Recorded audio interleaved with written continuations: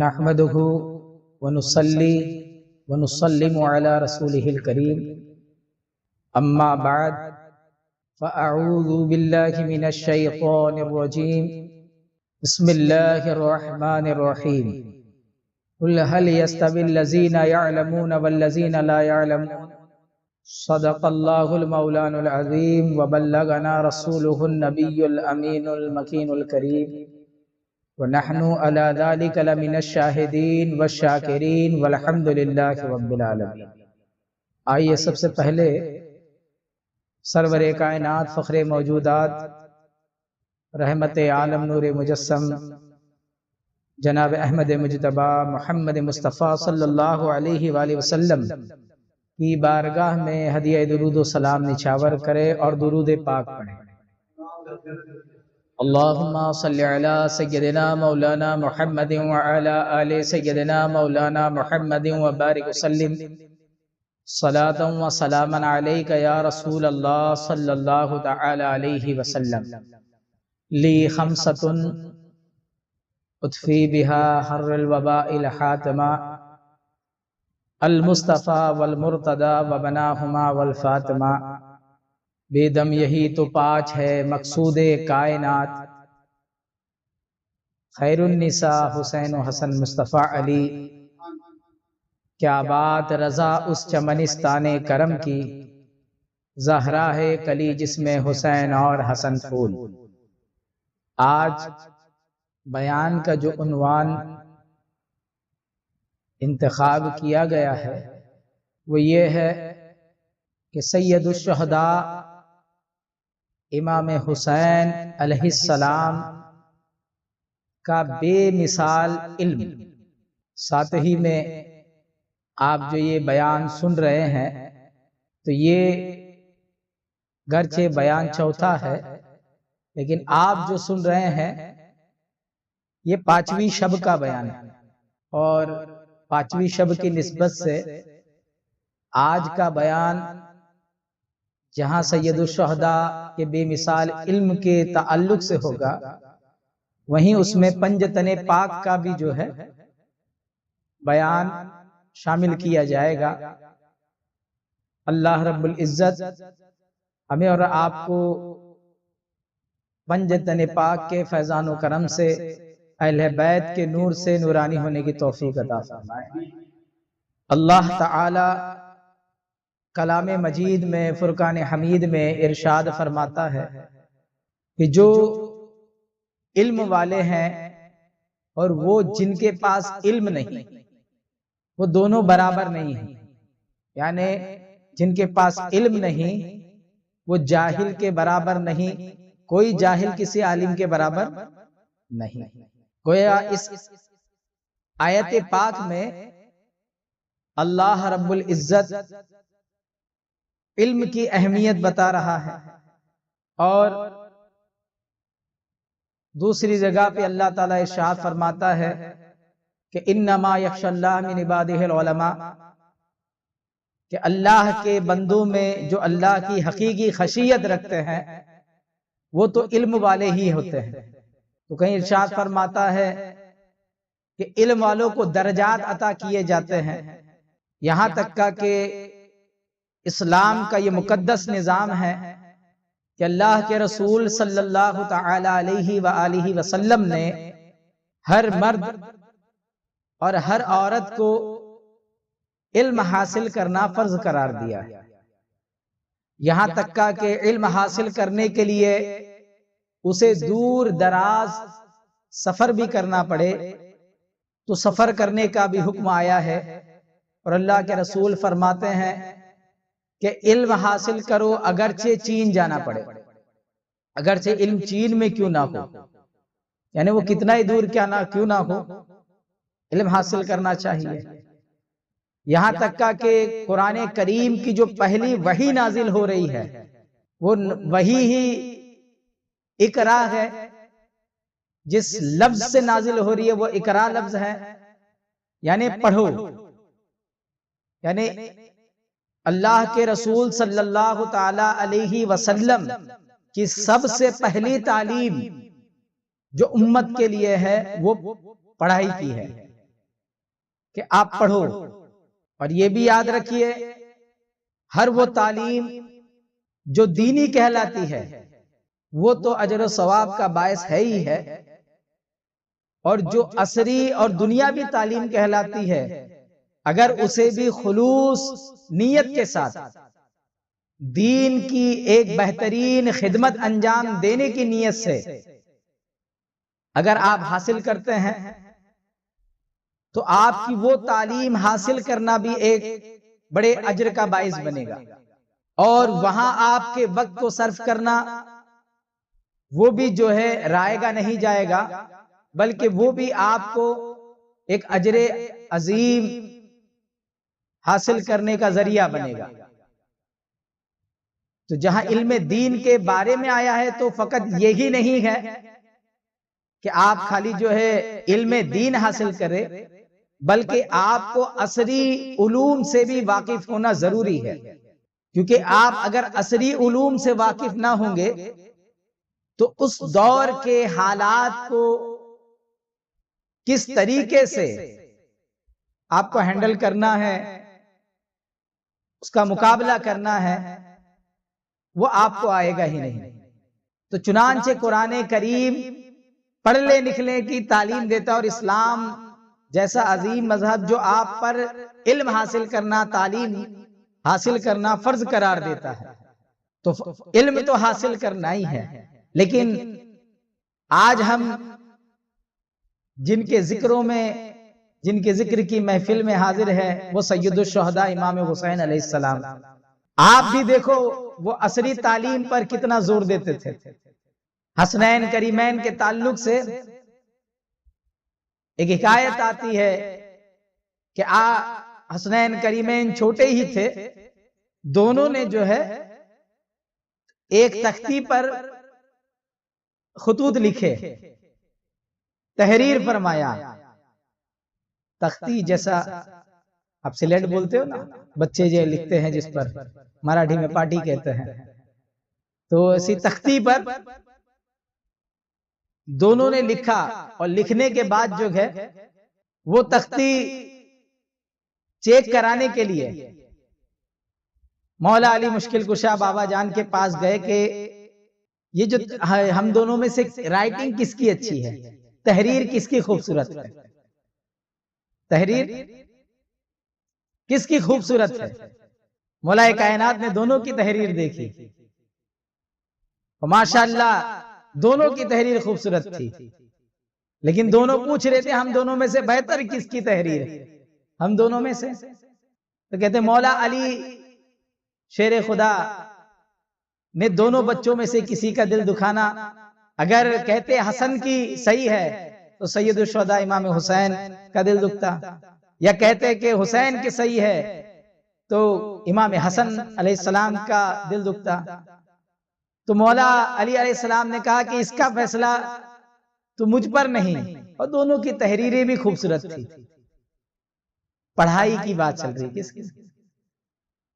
پھر دونوں نے تحریر کو لیا، اور والد ماجد کے حکم پر کہ اس کا فیصلہ تو نانا جان فرمائیں گے، اس کا فیصلہ تو سرور کائنات فرمائیں گے، آپ وہاں تشریف لے جائیے۔ تو دونوں بچے نانا حضور کے پاس پہنچتے ہیں اور کہتے ہیں نانا جان ہم دونوں کی تحریر میں کس کی تحریر خوبصورت ہے، کس کی تحریر؟ دونوں تختیاں پیش کرتے ہیں۔ حضور علیہ السلام بھی بس یہی سوچ کر کے دونوں بچوں میں سے کسی کا جو ہے دل نہ دکھے، حضور علیہ السلام دیکھتے ہیں اور ارشاد فرماتے ہیں کہ اس کا فیصلہ جو ہے آپ کی والدہ فرمائے گی، سیدہ فاطمہ زہرا فرمائے گی سلام اللہ علیہ۔ بچے جو ہے سیدہ کے پاس لا کر تختی پیش کرتے ہیں، ماں جان ہم دونوں میں سے کس کی تحریر بہترین ہے؟ سیدہ تختی کو دیکھتی ہے، اگر کسی کو بھی ایک کو فوقیت دے دی جائے تو بچوں کا دل دکھ سکتا ہے کسی ایک کا۔ بالآخر اس سوچ میں ہی تھے کہ کس کو کہا جائے، کون بہتر ہے، کس کی تحریر بہتر ہے۔ کس کی جو لکھاوٹ خوبصورت ہے. اب یہ سوچ ہی رہے تھے کہ اب کس کو کہا جائے کہ بہتر ہے. اتنے میں حضرت جبریل امین سدرہ کے مکی تشریف لے آتے ہیں اور کہتے ہیں یا رسول اللہ یہ 7 موتیا ہے، یہ 7 موتیا جو ہے حوالے ہے، اس کو بچوں کی تختیوں پہ ڈالا جائے، جس کی تختی پہ زیادہ موتیا گر جائے گی اس کی تحریر بہتر ہے. تو کہتے ہیں وہ 7 موتیوں کو جو ہے ڈالا جاتا ہے. 3 موتی امام حسن کے حصے میں آتی ہے اور 3 موتی امام حسین کو ملتی ہے، اور ایک موتی حضرت جبریل علیہ السلام اس موتی کا ٹھیک 2 ٹکڑا کر کے، آدھا ادھر آدھا ادھر، دونوں کے حصے میں دے دیتے ہیں. یعنی دونوں کی تحریر برابر برابر ہے، دونوں کی تحریر برابر برابر ہے، دونوں کی تحریر. تو یہ برابری جو حضرت جبریل علیہ السلام نے جو موتی کو توڑا، وہ موتی کو اللہ کے حکم سے توڑا. کس کے حکم سے؟ اللہ کے حکم سے جو ہے توڑا. اور جو ہے دونوں بچوں کو برابر ملا. برابر اس کا مطلب یہ ہے کہ دونوں بچوں نے جو لکھا تھا واقعی میں تحریر لاجواب تھی، کہ اللہ تعالیٰ نے دونوں بندوں کے اندر وہ وصف پیدا کرا دیے کہ دونوں کی تحریر خوبصورت تھی. اور اسی کے ساتھ امت کو بھی یہ پیغام ملا کہ یہ جو 2 بچے ہیں امام حسن امام حسین، جن کے لیے رسول اعظم صلی اللہ علیہ وسلم فرماتے ہیں کہ یہ جنتیوں کے سردار ہیں، یہ جنتی نوجوانوں کے سردار بنیں گے. اس کے جنتی نوجوانوں کے سردار بنیں گے. تو یہ نوجوانوں کو تو یاد رکھنا چاہیے کہ یہ جنتی نوجوانوں کے سردار بنیں گے، تو سب نوجوانوں کو لکھائی پڑھائی تو آنا ہی چاہیے. ان کے غلاموں کو، ان کے غلام پڑھے لکھے ہونا چاہیے. ان کے اندر بھی بچپن ہی سے یہ شوق ہونا چاہیے، کیونکہ یہ جنتی نوجوانوں کے سردار گئے. جن کو جب لکھائی پڑھائی کا یہ شوق ہے، اپنی ہینڈ رائٹنگ بنانے کا یہ شوق ہے، پڑھنے کا لکھنے کا یہ شوق ہے، تو ان کے غلاموں میں بھی وہ شوق ہونا چاہیے. ان کے امام حسن امام حسین علیہ السلام کے غلاموں میں بھی وہ شوق ہونا چاہیے. اور ساتھ ہی میں ہم کو یہ پتا چلا کہ دیکھیے امام حسین تو بچپن میں ہی پڑھنے لکھنے کا کیا شوق تھا، بہت عظیم شوق تھا. اور یہ بے مثال علم اور بے مثال تحریر کہ جس کا فیصلہ باب العلم مولا علی مشکل کشا نہیں کر رہے ہیں، جس کا فیصلہ خاتم الانبیاء رحمت للعالمین نے نہیں کیا، جس کا فیصلہ سیدۃ النساء فاطمہ زہرا سلام اللہ علیہا نے نہیں کیا، بلکہ اس کا فیصلہ خود اللہ تبارک و تعالیٰ نے کیا. وہ بھی ایسا کیا کہ دونوں میں سے کسی کا دل نہیں دکھنے دیا. تو صرف یہ بات نہیں تھی کہ اللہ دل نہیں دکھانا چاہتا تھا، اللہ تعالیٰ نے دونوں کو صحیح بھی کر دیا. تو اللہ رب العزت کی بارگاہ سے آپ کو دعا کرنا کہ اے اللہ ہمیں علم نافع عطا فرما. لکھنے لکھائی پڑھائی ہمارے جو عصری تعلیمات ہے اس میں بھی ہمیں سرخروئی عطا فرما. یہ سید الشہداء امام حسین کے غلاموں کا تقاضا ہے کہ وہ ہر علمی میدان میں، چاہے وہ دینی ہو دنیاوی، وہاں سرخروئی حاصل کرے، وہاں سرخروئی حاصل کرے. سید الشہداء امام حسین علیہ السلام. دیکھیے ذکر کس کا ہوا؟ جہاں تعلیم کا ذکر ہے، جہاں میں نے کہا نا علم امام حسین کے بے مثال علم کی جہاں میں بات کروں گا، وہیں پنجتن پاک کا بھی ذکر کروں گا. تو اسی لیے یہ حکایت میں بھی آپ دیکھیں گے حسین ذی وقار کا بھی حکم تھا، حسن مجتبیٰ کا بھی ذکر تھا، مولا کائنات کا بھی ذکر تھا، سیدہ کائنات کا بھی ذکر تھا، اور سید الانبیاء کا بھی ذکر تھا. اور یاد رکھیے کہ حضرت جابر رضی اللہ تعالیٰ عنہ سے روایت ہے، آپ فرماتے ہیں حجۃ الوداع کے موقع پر عرفہ کے میدان عرفات کے اندر، عرفہ کے دن اللہ کے رسول صلی اللہ تعالی علیہ وآلہ وسلم نے جہاں بہت سارے خطبے دیے، وہاں خطبے میں یہ بھی اعلان فرمایا، اور حجت الوداع سرکار کا جو کہتے ہیں نا آخری حج، حجت الوداع، حج وداعی حج کہتے ہیں، اس حج کے بعد حضور علیہ السلام اس کے بعد کے جو ربیع الاول میں ذی الحجہ ہوا، اس میں حج ہوا 9 ذی الحجہ کو، اور اس کے بعد محرم، سفر، ربیع الاول، لگ بھگ 2-2.5 مہینے کے اندر حضور سرور کائنات فخر موجودات جو ہے پردہ فرما۔ تو اس حجت الوداع کے موقع پر حضور نبی کریم صلی اللہ علیہ وسلم اپنی اونٹنی قصوہ پہ بیٹھے ہوئے تھے، حضرت جابر فرماتے ہیں، اور حضور نبی کریم صلی اللہ علیہ وسلم نے جو اعلان فرمایا کہ اے لوگو، میں تم میں 2 عظیم چیزیں چھوڑ کے جا رہا ہوں، میں تم میں 2 عظیم چیزیں چھوڑ کے جا رہا ہوں، اگر تم ان کے ساتھ ملے رہے، تم نے ان کو اخذ کیا، ان کو اختیار کیا، ان کے ساتھ ملے رہے، تو تم گمراہ نہیں ہوں گے، تم ہدایت پہ رہو گے، تم ہدایت پہ رہو گے۔ اور وہ کیا ہے؟ تو ان میں ایک اللہ کا قرآن، کتاب اللہ ہے، قرآن ہے، اور دوسرا میری اہل بیت۔ دوسرا، تم ان دونوں کو تھامے رہو گے تو کبھی غلط روی پہ نہیں جاؤ گے، گمراہ نہیں ہوگے۔ اللہ کے رسول صلی اللہ علیہ وسلم نے ارشاد فرمایا، کس کو؟ کتاب اللہ اور اہل بیت۔ حضرت زید بن ارقم رضی اللہ تعالیٰ عنہ کی روایت میں ہے کہ اب یہاں تو عرفہ کے حجت الوداع کے موقع پہ تو حضور نے ارشاد فرمایا، اب اس کے 9 دن بعد، کتنے دن بعد؟ 9 دن بعد 18 ذی الحجہ غدیر خم کے مقام پر پھر حضور جس مقام پہ حضور نے ارشاد فرمایا تھا من کنت مولا فہذا علی مولا، اسی مقام پر اسی دن اسی خطبہ کے اندر اللہ کے رسول صلی اللہ علیہ وسلم نے یہ بھی ارشاد فرمایا۔ وہاں پھر دوبارہ حضور نے خطبہ دیا اور اس خطبے میں ارشاد فرمایا کہ میں تمہارے درمیان 2 بھاری چیزیں چھوڑے جا رہا ہوں، ایک کتاب اللہ، پھر اللہ کے رسول نے کتاب اللہ کی شوق دلائی، اور پھر حضور نے ارشاد فرمایا، اور دوسری میری اطرت، میری اہل بیت، جو ان کے ساتھ ملا ہوا رہے گا، جو وہ گمراہ نہیں ہوگا۔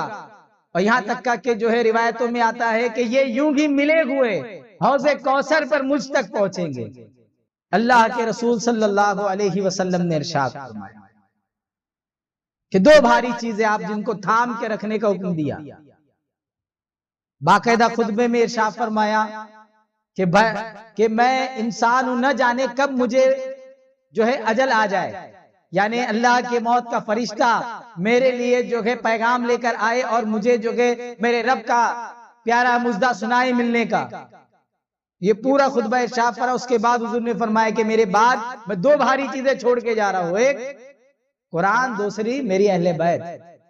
میری قرآن اور اہل بیت، اور اہل بیت اور قرآن ایسے ملے ہوئے رہیں گے، یعنی قرآن اہل بیت کے ساتھ اور اہل بیت قرآن کے ساتھ ایسے ملے ہوئے ہوں گے، اور وہ ملے ہوئے ہی جو ہے حوض کوثر تک میرے پاس آئیں گے۔ کیا آئیں گے؟ یعنی قرآن سے اہل بیت الگ نہیں ہوں گے، اور اہل بیت سے قرآن نہیں لوگ ہوں گے، یعنی قرآنی علوم، قرآنی علم اہل بیت سے الگ نہیں، اور اہل بیت قرآنی علوم سے الگ نہیں ہوں گے، اور وہ ایسے حوض کوثر پہ ملیں گے۔ اب اہل بیت کون ہے؟ تو جب آیت تطہیر نازل ہوئی تو اللہ کے رسول صلی اللہ علیہ وسلم، عائشہ صدیقہ سلام اللہ علیہا کی روایت ہے، آپ فرماتے کہ حضور بیٹھے ہوئے تھے اور حضور کے جسم پر ایک چادر تھی، کالے اون والی چادر تھی، جس پہ جو ہے نقش بنے ہوئے تھے، خود اس میں مخطوط مخطط تھی۔ وہ چادر لیے ہوئے بیٹھے تھے، امام حسن تشریف لائے، حضور نے امام حسن کو چادر میں لے لیا۔ امام حسین تشریف لائے، امام حسین کو چادر میں لے لیا۔ سیدہ تشریف لائی، سیدہ کو چادر میں لے لیا۔ مولا کائنات تشریف لائے، ان کو چادر میں لے لیا۔ اور اس کے بعد ارشاد فرمایا کہ اللہم ہؤلاء بیتی، اے اللہ یہ میرے اہل بیت ہے، یہ میری۔ اور ایسے ہی روایت ام المومنین ماں ام سلمہ سلام اللہ علیہا سے بھی روایت ہے، آپ فرماتے حضور میرے گھر میں تھے اور حضور نے جو ہے چادر لی ہوئی تھی، اور چادر میں حسن و حسین آئے، ماں فاطمہ علی آئے، سیدہ فاطمہ آئی، اور جو ہے ان چاروں کو چادر میں لیا حضور نے اور چادر سے ڈھانپ لیا اور فرمایا اے اللہ یہ میری اہل بیت ہے، اے اللہ جو ان سے محبت کرتا ہے تو ان سے محبت کر، جو ان سے بغض رکھے تو ان سے۔ تو اللہ کے رسول صلی اللہ علیہ وسلم یہ فرما رہے تھے، اتنے میں ماں ام سلمہ فرماتی ہے کہ حضور میں چادر میں آ جاؤں، میں بھی ان میں داخل ہو جاؤں؟ تو اللہ کے رسول صلی اللہ علیہ وسلم ارشاد فرماتے ہیں کہ آپ کے مقام پر ہیں آپ، اور ام المومنین سیدہ ام سلمہ کو چادر میں نہیں لیتے، چادر میں، اور کہتے یہ اہل بیت ہے۔ کیا ہے یہ جو چادر کے اندر 5 تن ہے، 5 تن ہے، یہ اہل بیت ہے۔ کون ہے؟ اہل بیت ہے۔ حضرت انس رضی اللہ تعالی عنہ ارشاد فرماتے ہیں کہ اللہ کے رسول صلی اللہ علیہ وسلم کا 6 مہینے تک، کتنے مہینے تک؟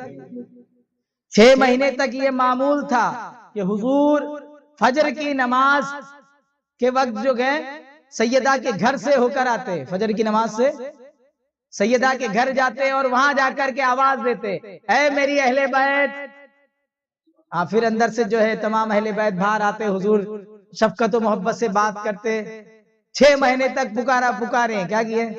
یہاں تک کہ جو ہے حضرت ابو سعید خدری رضی اللہ تعالیٰ عنہ کی روایت کے اندر ہے کہ باقاعدہ اللہ کے رسول سے پوچھا گیا کہ یہ آیت کن کی شان میں نازل ہوئی؟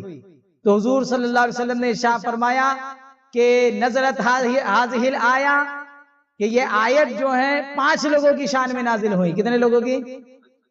فی خمسۃ، کتنے لوگوں کی شان میں؟ 5 لوگوں کی شان میں نازل ہوئی۔ وہ 5 لوگ کون ہیں؟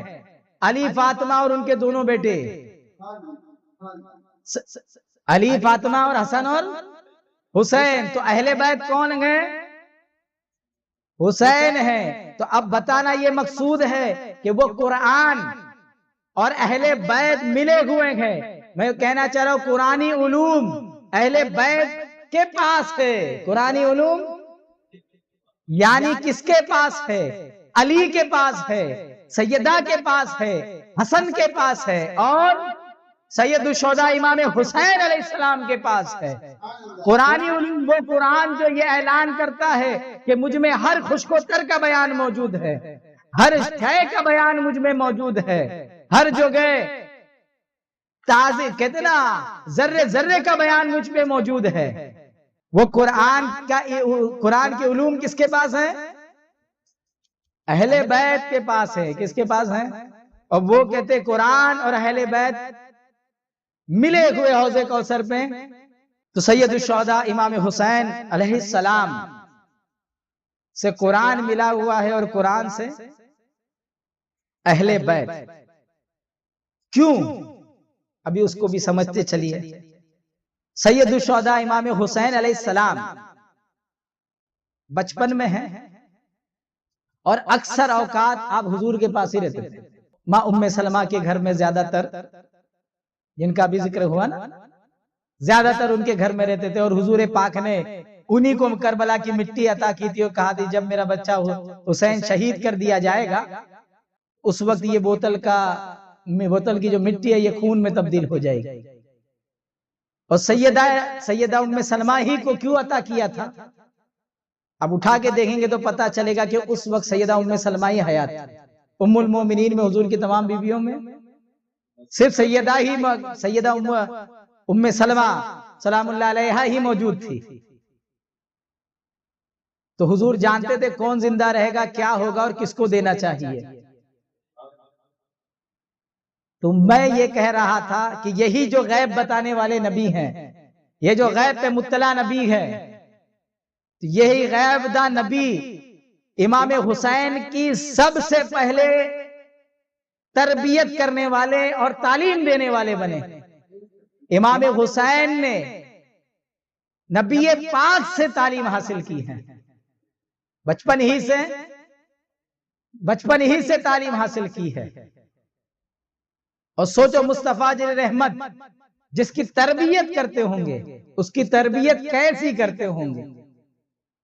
اس کی تربیت ماں ام سلمہ ہی کے جو ہے دامن میں ایک اور خواجہ حسن بصری کہتے ہیں کہ آپ بھی جو ہے ماں ام سلمہ کے پروردہ ہے، خواجہ حسن بصری جن کو مولا کائنات نے خلافت دی تھی، چشتیہ کے سلسلہ جا کے جن پہ منتہا ہوتا ہے۔ خواجہ حسن بصری کہتے بچپن میں جو ہے ماں ام سلمہ کے وہاں جو ہے حضور پاک کے پیالے سے جو ہے وہ پانی پی لیتے ہیں۔ تذکرۃ الاولیاء کے اندر با فرید الدین عطار رحمۃ اللہ علیہ لکھتے ہیں کہ وہ بچپن میں پانی پی لیتے ہیں کہ حضور جو ہے یہ بشارت دیتے ہیں، حضور بشارت دیتے ہیں کہ یہ پیالے سے پانی کس نے پیا اور کتنا ہے، یہ اتنا پانی کس نے پیا؟ تو بشارت دیتے ہیں کہ یہ جتنا پانی پیا ہے، خواجہ حسن بصری نے بچپن میں کہ اس میں اتنا میرا علم آ گیا، اس میں میرا اتنا علم آ گیا۔ وہ پیالہ ہے، وہ پیالے سے حضور نے لب لگایا اور چھوڑ دیا۔ وہ پیالے سے خواجہ حسن بصری کا لب لگا تو کہہ رہے ہیں کہ علم آ گیا۔ کیا آ گیا؟ علم آ گیا۔ اور گھبراؤ نہیں، حضور کی جو چھونے کی نا بڑی عظمت ہے حضور کی۔ ایک صحابی کے سر پر ہاتھ رکھ دیا تو پھر وہ جب بھی کسی کو کوئی تکلیف ہوتی تھی وہ اپنا سر پہ ہاتھ رکھ کے اس کے سر پہ رکھتے تھے، اچھا ہو جاتا تھا۔ ایک دفعہ دو صحابی حضور کے پاس بیٹھے تھے، رات ہو گئی، کہا یا رسول اللہ جانے کے لیے، تو حضور نے دونوں کو ایک چھڑی دی، دونوں کو جو چھڑی دی تو چھڑی جیسے ٹارچ ہوتا ویسے جلنے لگی، اور دونوں رات میں جو ہے وہ اس کو لے کے چلے لگے۔ اب ایک موڑ آیا، دونوں کو الگ ہونا تھا تو ایک اور لکڑی لی اور دوسرے نے وہ چھڑی سے چھڑی مس کی، اور یہ حضور کے ٹچ کرنے کی بات ہے۔ کہتے کہ حضور علیہ السلام ایک مرتبہ جو ہے روٹی بنائی جا رہی ہے، آپ نے جو ہے آٹے کو ہاتھ لگا دیا، ابھی کہتے روٹی پکی نہیں رہی تھی، روٹی کہا یا رسول اللہ روٹی پکی نہیں رہی ہے، کہ ہاں ہاتھ لگ گیا نا، حضور کا ہاتھ لگ گیا تو اب آگ کیسے اثر کرے گی؟ میری بات سمجھ میں آ رہی ہے؟ تو حضور کا مس ایک سمجھ میں آ رہی ہے، اگر حضور کا ہاتھ کسی رومال کو لگ جائے، حضور کا ہاتھ اگر کسی انسان کو لگ جائے تو معتبر ہو جاتا ہے۔ ایک صحابی رسول تھے، ان کے زلف کو حضور کے ہاتھ لگے ہوئے تھے تو انہوں نے کبھی زلف نہیں کٹائے، بڑے بڑے جو ہے ان کی زلفیں تھے، تو حضور کے مس کو معمولی نہیں سمجھے۔ پھر یہ ہاتھ ہے، ہاتھ سے بلند مقام چہرے کا ہے، پھر حضور کے لب کا عالم کیا ہوگا؟ وہ پتلی کہتے ہیں نا، پتلی پتلی گلے قدس کی پتیاں، ان لبوں کی نزاکت پہ لاکھوں سلام۔ ہاں وہ ان لبوں کی کہتے ہیں کہ جب بندہ مومن تلاوت کرتا ہے، ذکر کرتا ہے، کہتے فرشتے ان کے لبوں کو چومتے ہیں۔ کیا ہے؟ ایک عام انسان کی بات ہے، وہ سوچو حضور کے لب تھے، کس کے لب تھے؟ وہ سرکار دو عالم کے لب تھے، وہ لب مبارک پیالے کو لگے، اور وہ لگا ہوا نہ جانے کب لگا ہوگا، اس پیالے سے خواجہ حسن بصری پی لے تو اتنا علم آ جائے، کیونکہ ماں ام سلمہ کو بشارت ہے۔ کس کو؟ ماں ام سلمہ۔ تو اتنا علم اگر حسن بصری، اور واقعی میں آپ سید التابعین ہوئے اور عظیم علم کا خزانہ آپ کے پاس آیا، تو اب سوچو جس پیالے کو لب لگایا، وہ اس لب لگے ہوئے پیالے کو امام خواجہ حسن بصری نے لب لگایا تو اس میں اتنا علم آ گیا، اور جہاں خود حضور کے لب لگے ہو جس لب سے، جا حضور نے خود اپنی زبان دے دی ہو، اور جس رال کی 2 بوند گری ہو وہ خوب رال پلایا ہو، اس حسین ذی وقار کے اندر کیسا بے مثال علم آیا ہوگا، اس حسین ذی وقار کے اندر کیسا بے مثال علم آیا ہوگا۔ آج ہم پیر کا جھوٹا پیتے گئے تو ہمارے اندر باطن کے دروازے کھلنے لگتے ہیں، پیر کی نگاہوں سے نگاہیں ملا کر کے ان کا لب لگایا ہوا پیالہ پیتے ہیں تو ہمارے اندر طریقت کی تعلیمات کی سمجھ آنے لگتی ہے، ہمارے اندر ادب کا معیار بڑھنے لگتا ہے۔ وہ تو حضور پاک کے لب کی بات ہے، وہ حضور پاک کے رال کی بات ہے، وہ حضور پاک کی زبان چوسانے کی بات ہے، اور امام حسین علیہ السلام چوسنے والے ہیں۔ بتاؤ کیسا بے مثال، یہ تربیت ہے۔ کون تربیت دینے والے ہیں؟ کون تربیت دینے والے ہیں؟ امام الانبیاء۔ کون تربیت دینے والے ہیں؟ امام الانبیاء۔ خود سیدنا امام حسین علیہ السلام ارشاد فرماتے ہیں کہ میں بچپن میں حضور کے پاس گیا اور وہاں حضور کے پاس کھجور رکھی ہوئی تھی۔ کھجور تو کہ خورما بولتے ہیں، کھجور، سوکھا کھجور، تو کہ کھجور رکھی ہوئی تھی تو میں نے کھجور اٹھایا اور منہ میں ڈال دیا، تو اللہ کے رسول صلی اللہ علیہ وسلم نے جو ہے مجھ کو پکڑا، میرا منہ، اور پوری جو ہے بی جنسی جیسا میں نے منہ میں ڈالا تھا ویسا ہی کھجور میرے منہ سے نکالا، اور جو ہے تربیتاً کہنے لگے کیا تمہیں پتا نہیں ہے کہ صدقہ جو ہے سیدوں کو صدقہ نہیں کھانا چاہیے، کہ پتا نہیں کہ تم کو جو ہے صدقے کا مال کھانا جائز نہیں۔ تربیت کہہ کہ حضور ہماری تربیت ایسی کرتے تھے۔ حضور خود امام حسین فرماتے ہیں، یعنی حسین کو یاد بھی ہے کہ بچپن میں کیسی تربیت ہوتی تھی، اور کیوں تربیت دینے والے وہ ہیں۔ جب سیدنا غوث اعظم دستگیر بڑے پیر رضی اللہ تعالیٰ عنہ کو ماں کے شکم سے پارے حفظ کر کے آ سکتے ہیں، تو بچپن میں حضور پاک کے چہیتے نواسے جن کا نام جنت سے آتا ہے، جن کا لباس جنت سے آتا ہے، جن کو جنتیوں کا سردار بنانا ہے، کیا ان کو بچپن میں ہوش نہیں ہوگا؟ الحمدللہ ہوش ہوگا، اور وہ ہوش تھا، اور آپ بتا رہے ہیں روایت، تو حضور تربیت فرما رہے تھے۔ اور کون استاد جتنا بلند ہوتا ہے نا، علم بھی ویسا بلند عطا فرماتا ہے۔ استاد تو ہمارے حضور کا علم، ان شارٹ میں بول رہا ہوں کہ ہمارے حضور کا علم آدم علیہ السلام کے لیے آیا۔ اللہ تعالیٰ نے آدم علیہ السلام کو تمام اسما کا علم دے دیا، تمام چیزوں کے نام سکھا دیے۔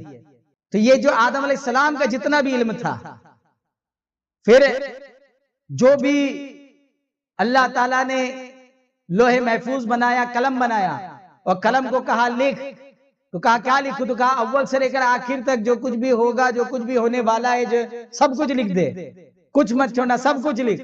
تو قلم نے لکھا، تو یہ قلم نے جتنے بھی علوم لکھے، جتنے بھی، اس نے یہ بھی لکھا کہ یہ اس زمانے میں یہ فلاں ہوگا، فلاں کے پاس یہ علم ہوگا، فلاں کے پاس اتنا علم ہوگا، فلاں کے پاس اتنا ہوگا، فلاں کے پاس اتنا ہوگا، فلاں کے پاس یہ علم ہوگا، اس کے پاس اتنا ہوگا، سب لکھا۔ یہ علم اور یہ تمام کائنات میں جتنے بھی علوم ہیں، تمام عالم میں جتنے بھی علوم ہیں، یہ تمام کے تمام میرے نبی کے علم کے سمندروں میں کا، حضور کے علم کے سمندروں میں کا ایک قطرہ ہے، سمندر نہیں، سمندروں میں کا۔ کس میں کا؟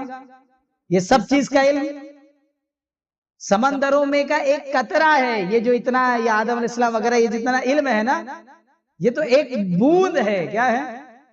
حضور کا علم تو اس سے آگے ہے۔ تو سوچو حسین ذی وقار کو کیا کیا دیا ہوگا، حسین ذی وقار کو کیا کیا دیا ہوگا۔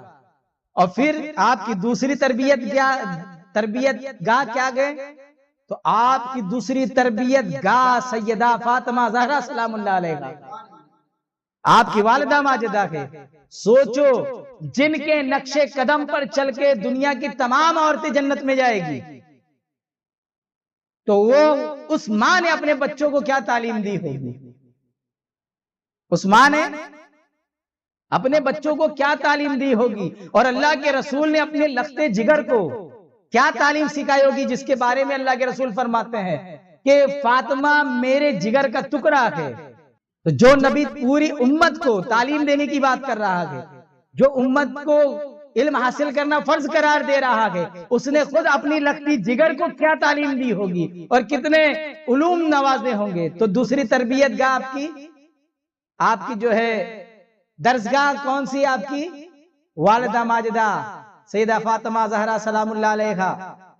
اور پھر آپ کی تیسری درسگاہ کیا ہے؟ آپ کی تیسری درسگاہ ہے مولا کائنات حیدر کرار مولا علی مشکل کشا شیر خدا کرم اللہ وجہ الکریم۔ اب یہیں سے یہ بھی مسئلہ سمجھاتے جاؤں گا کہ حضور کیسی جو ہے تربیت کیسی کرتے تھے۔ اللہ کے رسول صلی اللہ علیہ وسلم ارشاد فرماتے ہیں کہ میں حکمت کا گھر ہوں، میں اور علی اس کے دروازہ ہے۔ اب علی حضور کا علم کتنا ہے، علم و حکمت کتنا ہے، ان شارٹ میں نے آپ کو بتا دیا کہ آدم علیہ السلام لوح و قلم، یہ جو ہے حضور کا علم جو ہے وہ کئی ہزاروں سمندروں میں سے وہ ایک بوند ہے۔ کیا ہے؟ ایک۔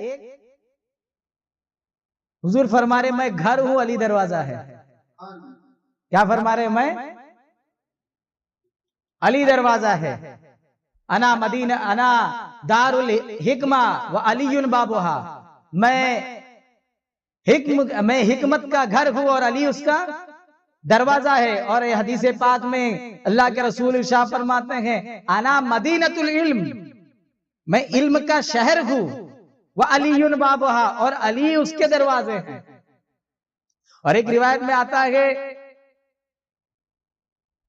اور صحیح روایت میں آتا ہے، امام حاکم جو ہے المستدرک کے اندر اس حدیث کو نکالتے ہیں اور فرماتے ہیں کہ حضور ارشاد فرماتے ہیں کہ میں علم کا شہر ہوں، علی اس کا دروازہ ہے، اور جو مجھ شہر تک پہنچنا چاہتا ہے تو پھر وہ علی سے ہو کر آئے، پھر وہ تو علی، سوچو نبی نے جی علم کا جس شہر ہے دروازہ ہے، تو مجھ کو یہ بتاؤ دروازہ گھر سے یا شہر سے متصل ہوتا ہے یا الگ ہوتا ہے؟ وہ دروازے پہ کھڑا ہو تو آپ کو لگ بھگ جو ہے پورا گھر نظر آنے لگے، دروازے سے گھر کے اندر کا نظر آنے لگے، تو مطلب مولا کائنات کس مقام پر ہے اس کو سمجھنے کی ضرورت ہے۔ تو مولا علی مشکل کشا شیر خدا علم کا دروازہ ہے، علم کا، اور اسی لیے تو وہاں سے یہ طریقت کے تمام علوم جاری ہوئے ہیں، اور آپ قطبیت کبریٰ کے پہلے امام ہیں، اور پھر آپ سے 12 اماموں کا سلسلہ، اور آگے تقریباً تمام سلسلہ طریقت جتنے بھی مشائخ بزرگوں کا سلسلہ ہے، لگ بھگ تمام سلسلہ جو ہے آپ پر جا کر منتہا ہوتا ہے، اور ایک بھی ایسا سلسلہ نہیں ہے جس کے اندر مولا علی کا فیض نہ ہو، ہر سلسلے میں فیض ہے، اور اکثر سلسلے جا کر کے آپ پر منتہا ہوتے ہیں، علم طریقت، علم باطنی جو کہتے ہیں اس کے تعلق سے۔ اور مولا علی مشکل کشا شیر خدا کرم اللہ وجہ الکریم ارشاد فرماتے ہیں، کیا فرماتے ہیں؟ اگر میں چاہوں، اگر میں چاہوں تو قرآن کی تفسیر کروں اور 70 اونٹوں کے بوجھ لاد دوں، کیا کروں؟ کیا فرماتے ہیں؟ اگر میں قرآن کی تفسیر کروں تو مطلب اتنا لکھ دوں کہ وہ 70 اونٹ کے بوجھ جو ہے لاد دوں، یعنی اس پہ اتنا لکھ کر کے میں کر دوں گا کہ 70 اونٹ وہ بوجھ کو اٹھائے، اتنا لکھ سکتا ہوں قرآن کی تفسیر پہ۔ کہا نا قرآن اہل بیت کے ساتھ، اور اہل بیت قرآن کے ساتھ، قرآن اہل بیت کے ساتھ اور اہل بیت قرآن کے ساتھ ملے ہوئے حوض کوثر تک پہنچیں گے۔ کہاں تک؟ حوض کوثر تک جو حضور کے پاس آئیں گے، تو کیسے ملے ہوئے وہ سمجھیے۔ اور مولا کائنات مولا علی مشکل کشا شیر خدا فرماتے ہیں کہ قرآن کی ہر آیت کے بارے میں مجھے معلوم ہے کہ وہ کب اور کہاں اور کیسے نازل ہوئی، اس کے بارے میں ہر تفصیل مجھے معلوم ہے۔ یہاں تک کہ ارشاد فرماتے ہیں کہ اگر میں چاہوں، وہ تو الگ روایت تھی کہ میں قرآن کی تفسیر لکھوں 70 اونٹ سے بھر دوں، آپ نے یہ بھی فرمایا ہے کہ اگر میں چاہوں تو صرف سورہ فاتحہ کی تفسیر کروں تو 70 اونٹوں سے بھر دوں۔ 70 اونٹیں اس کے بوجھ اٹھا نہ پائے اتنا لکھ دوں، اور صرف سورہ فاتحہ نہیں، یہ بھی ارشاد فرمایا کہ اگر میں بسم اللہ کی اگر تفسیر لکھ دوں تو 70 اونٹ سے بھر دوں۔ اتنا نہیں، یہ بھی ارشاد فرمایا کہ بسم اللہ کی بے کی تفسیر لکھی تو اس کو بھی 70 اونٹوں کو بوجھ لاد دوں۔ اور اتنا ہی نہیں، یہ ارشاد فرمایا کہ میں اگر بسم اللہ کی بے کے نقطے کی اگر تشریح کروں تو 70 بوٹوں پہ لاد دوں۔ تو یہ سوچو، یہ آپ سمجھ رہے نہیں، یہ علم کی گہرائی در گہرائی ہے، یہ علم کی۔ اور نقطے کی کیا تشریح کریں گے، اور نقطے پہ کیا لکھیں گے 70,000 اونٹ، ہاں وہ آپ کو نہیں معلوم ہے۔ یہ نبی کے تربیت یافتہ ہے، یہ نبی نے اپنے علم کے شہر کا دروازہ بنایا ہے، نبی نے اپنے حکمت کے گھر کا دروازہ بنایا ہے، تو وہ گھر کیسے، وہ دروازہ کیسا ہوگا، ہاں؟ اور جب دروازہ ایسا ہوگا تو پھر وہ گھر والا کیسے ہوگا، ہاں؟ ایک سے کہتے ہیں نا، ایک سمت علی، ایک سمت عمر صدیق، ادھر عثمان ادھر، ان جگمگ جگمگ داروں میں سرکار کا عالم کیا ہوگا۔ جب یہ شان ہے ان کے غلاموں کی، سرکار کا عالم کیا ہوگا۔ ہاں، چاہے تو اشاروں سے اپنی کایا ہی پلٹ دے دنیا کی، یہ شان ہے ان کے غلاموں کی، تو سردار کا عالم کیا ہوگا۔ یہ غلاموں کی شان ہے، کیا ہے۔ تو حضور کی تربیت یافتہ تھے۔ ایک مرتبہ مولا کائنات ارشاد فرماتے ہیں کہ پوچھ لو مجھ سے جو پوچھنا ہے، عرش کے نیچے جو بھی چیز ہے اس کے بارے میں مجھ کو پوچھ لو، عرش اور عرش کے نیچے میں تم کو ہر چیز کے بارے میں علم دوں گا۔ مطلب آپ عرش بھی جانتے تھے اور زمین میں جو چیز تھی ہر چیز کا علم آپ کے پاس تھا۔ آپ ایک مرتبہ ارشاد فرماتے ہیں، کیا فرماتے ہیں کہ پوچھ لو مجھ سے جو کچھ پوچھنا ہے قیامت تک کا، قیامت تک کی جو بات مجھ سے پوچھنا گے وہ پوچھ لو۔ ایک دفعہ یوں ہی خطبہ دینے کے لیے کھڑے ہوئے ارشاد فرمائے کہ پوچھ لو عرش کے نیچے جو چیز ہے، اور قیامت تک کی جو بات پوچھنا ہے پوچھ لو، اس سے پہلے کہ مجھے کھو دو۔ یعنی آپ کے علم کا عالم تو یہ بتانا چاہ رہا ہوں کہ حسین نے جن سے علم حاصل کیا گئے تو وہ علم دینے والے بے مثال گئے، اور ان کے دینے کا طریقہ بے مثال ہے، اور امام حسین تو خود بے مثال ہے، پھر لیا بھی بے مثال ہوگا اور جمع بھی بے مثال کیا ہوگا۔ وہ علم بے مثال علم لیا ہوگا اور بے مثال علم جمع کیا ہوگا، ہے نا۔ بے مثال علم لینے کا طریقہ بے مثال، دینے کا طریقہ بے مثال۔ اتنا ہی نہیں، آؤ ایک بات سمجھاتا ہوا چلو، اگر سمجھ میں آ جائے تو سبحان اللہ۔ کہتے ہیں امام حسین علیہ السلام جب آپ کی شہادت ہو گئی، اس کے بعد آپ کے سر اقدس کو جب کوفہ میں گھمایا جا رہا تھا تو حضرت زید بن ارقم ہی فرماتے ہیں کہ میں سورہ کہف کی تلاوت کر رہا تھا۔ کس کی؟ بالا خانے پر، سیکنڈ فلور پر میں قرآن کی سورہ کہف کی تلاوت کر رہا تھا، اور قرآن کی ایک آیت پڑھی، اتنے میں امام حسین کے سر کو وہاں سے لے کے جا رہے تھے، امام حسین کے سر نے جواب دیا کہ اصحاب کہف سے تو یہ جو ہم پر بات آئی ہے اس کی یہ عجب واقعہ ہے۔ یہ کیا ہے؟ یعنی قرآن سنا اور قرآن کا جواب دیا اور قرآن کی تلاوت کرتا تھا سر امام حسین۔ یعنی اللہ کے رسول نے وہ کون سے باطنی علوم دیے، وہ کون سے ایسے باطنی علوم دیے تھے کہ سر جب تن سے جڑا ہوا تھا تب بھی قرآن اور قرآن کی حفاظت کے لیے کھڑے تھے، اور آج جب دھڑ سے سر الگ ہے تب بھی قرآن حسین سے جدا نہیں ہے۔ اور کیسے جدا ہوتا؟ اللہ کے نبی نے کہا تھا کہ حوض کوثر پہ آئیں گے یوں ملے ہوئے آئیں گے، حوض کوثر پہ آئیں گے یوں ملے ہوئے آئیں گے۔ کیسے آئیں گے؟ ملے ہوئے آئیں گے، الگ نہیں آئیں گے۔ تو پھر اب حسین کے سر نے قرآن کا جواب دیا، قرآن کی تلاوت کی، تو عجب کیا گئے، یہ تو وہی نبی سے ثابت ہے کہ اہل بیت سے قرآن ملا ہوا ہوگا حوض کوثر تک۔ تو امام حسین تو سمجھیے وہ کون سا علم تھا جو سر دھڑ سے الگ ہو پھر بھی ساتھ میں رہتا گئے، تو وہ علم اہل بیت کے پاس ہے،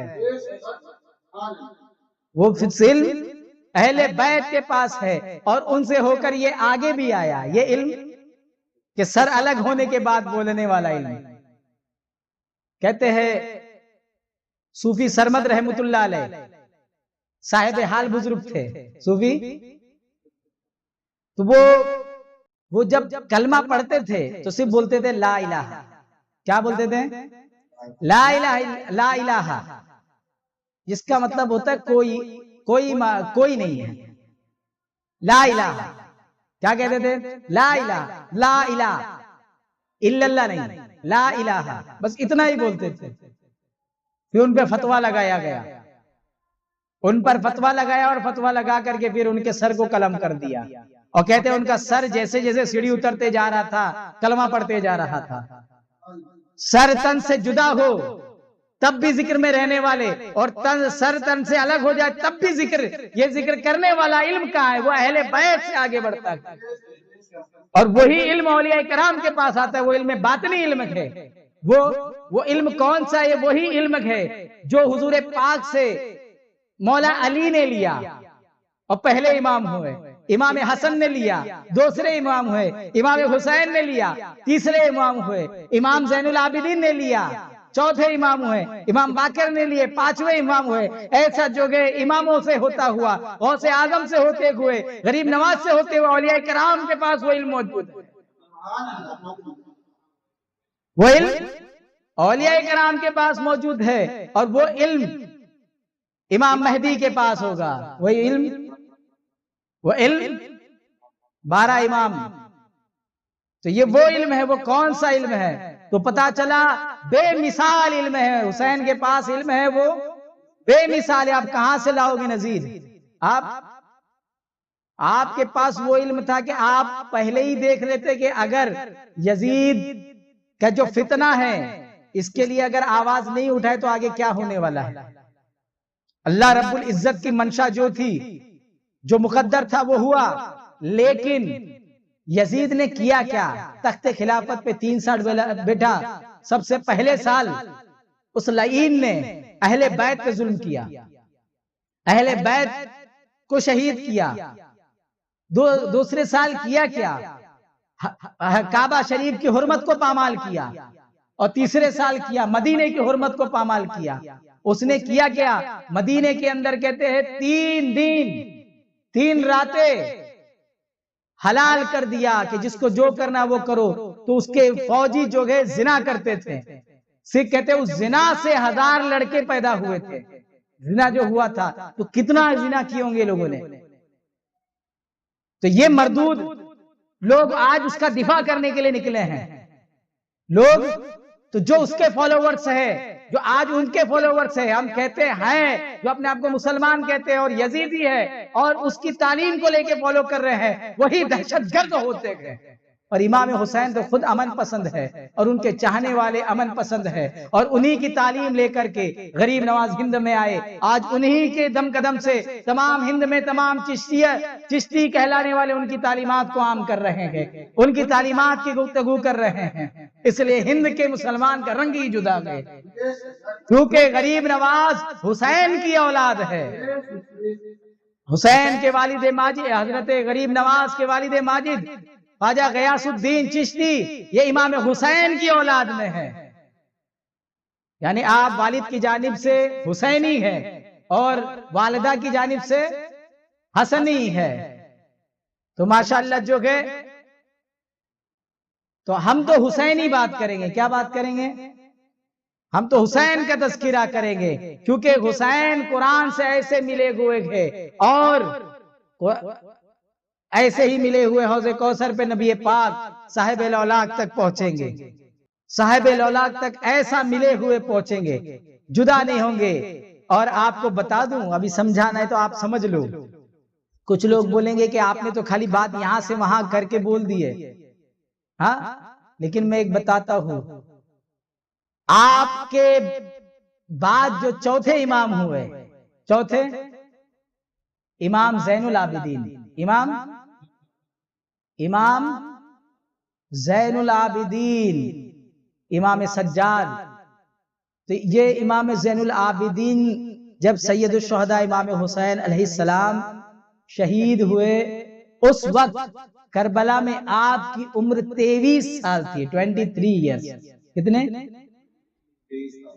23 سال کی عمر میں، کتنے سال کی؟ امام حسین نے آپ کے سینے میں اپنے سینے کے وہ تمام علوم ڈال دیے تھے کہ آپ غوثیت کبریٰ پہ بیٹھنے کے لائق ہو گئے تھے 23 سال کی عمر میں۔ کتنے سال کی عمر میں؟ امام حسین نے اتنا عطا کیے تھے، اتنا عطا کیے تھے کہ وہ غوثیتیں، امام حسین کے بعد غوثیت کبریٰ کے مقام پہ کون؟ امام زین العابدین۔ تو الحمدللہ، تو امام حسین کا علم بے مثال علم ہے۔ اللہ رب العزت ہمیں حسین ذی وقار کے علم کو سمجھنے کی توفیق عطا فرمائے اور حسین ذی وقار کی محبت میں جینے کی توفیق عطا فرمائے، ساتھ ہی میں اہل بیت کا احترام کرنے۔ اور یاد رکھیے، اہل بیت کے احترام کا مطلب یہ نہیں ہے کہ ہم صحابہ کی بے ادبی کریں، ہم صحابہ اور اہل بیت دونوں کے ادب و احترام کرنے والے ہیں۔ اللہ رب العزت ہمیں اور آپ کو صحابہ اور اہل بیت کا احترام کرنے والا بنائے۔